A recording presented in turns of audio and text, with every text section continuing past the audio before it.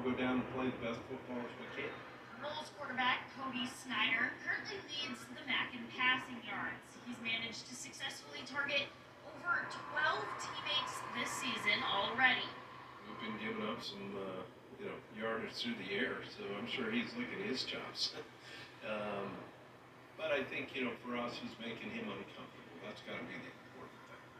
9 different Bulls have made their way into the end zone this season, so the CMU defense will need to be on their toes. Luckily, the Chippewas are heading into Buffalo with the MAC Defensive Player of the Week on their side. Kyle Moretti, he's a tremendous player. A lot of people look up to him.